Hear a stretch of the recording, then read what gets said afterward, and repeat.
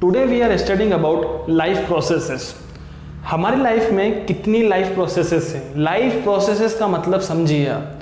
Life process का मतलब ये होता है कि लाइफ को प्रोसेस करने के लिए कौन कौन से सिस्टम का वर्क करना बहुत ज़रूरी है। अगर हमें लाइफ चाहिए, अगर हमें जिंदा रहना है, तो कौन कौन से सिस्टम काम करना बहुत ज़रूरी है। तो सबसे पहले सिस्टम काम करना जरूरी है digestive system, respiratory system, circulatory system, excretory system. वैसे हमारी बॉडी में 11 सिस्टम्स होते हैं, पर ये जो 4 सिस्टम मैंने आपको बताया, इनका वर्क करना बहुत ज़रूरी है लाइफ प्रोसेस को अच्छे से रन करने के लिए। सबसे पहले जो सिस्टम डाइजेस्टिव सिस्टम, इसकी प्रोसेस को हम क्या कहते हैं? Digestion. So what is the mean of digestion? Digestion is the process in which food is taken by our body, it is absorbed in our body, and unabsorbed and undigested food will be removed from our body. It means food के लेने से और जो food का जो west part है उसके body से बाहर निकलने तक के प्रोसेस को हम क्या कहते हैं? डाइजेशन।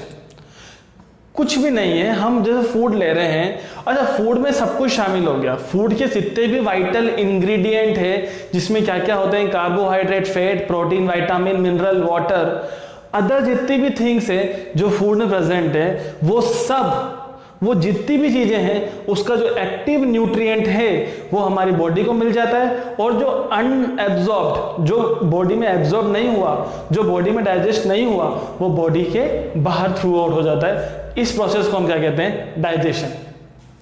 अब आपको ये पता है जो भी हमें फूड मिला है वो किसकी फॉर्म में मिलता है? ग्लूकोज की फॉर्म में मिलता है। सो ग्लूकोज का ब्रेकडाउन होता है हमारी बॉडी में ऑक्सीजन की प्रेजेंस में।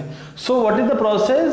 The process in which breakdown of glucose takes place in presence of oxygen. हम कंटिन्यूसली क्या करते हैं? ब्रीदिंग करते हैं, breathe in breathe out. So continuously हम ब्रीदिंग कर रहे हैं, तो जो भी हमारा फूड के पार्टिकल्स हैं जिसमें क्या है? ग्लूकोज। मेनली जो पार्टिकल्स, मेनली फूड के कौन से पार्टिकल्स हम हमारी बॉडी में एब्जॉर्ब हो रहे हैं? ग्लूकोज।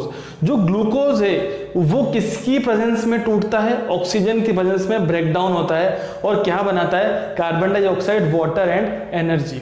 बिकॉज हम ब्रीदिंग करते हैं तभी हमें क्या मिलती है? एनर्जी।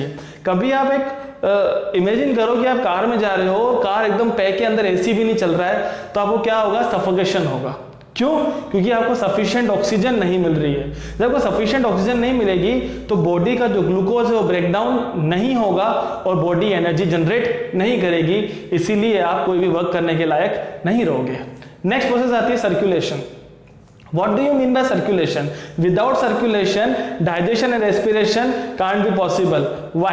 Because अगर हमारा ब्लड सर्कुलेट नहीं होता, अगर ब्लड का सर्कुलेशन नहीं होता, तो जितनी भी चीजें हमने फूड में ली हैं, जितनी जो भी ऑक्सीजन है, ये दोनों ट्रेवल कहाँ से कर रही है? ब्लड से ही कर रही है। बिकॉज ऑफ सर्कुलेटरी सिस्टम हमारी बॉडी के अंदर अच्छी चीजें और हमारी बॉडी की ऑक्सीजन पूरे ब्लड में क्या करती है? सर्कुलेट करती है। सो it is the highest need of circulatory system.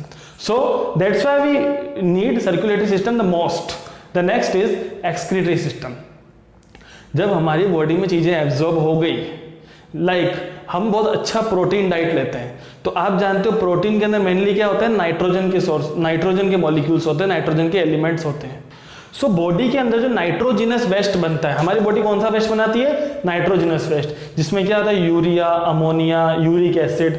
Mainly हमारी ह्यूमन बॉडी क्या बनाती है? यूरिया बनाती है। तो जो भी नाइट्रोजिनस वेस्ट है उसे बॉडी के बाहर थ्रू आउट करना बहुत जरूरी है।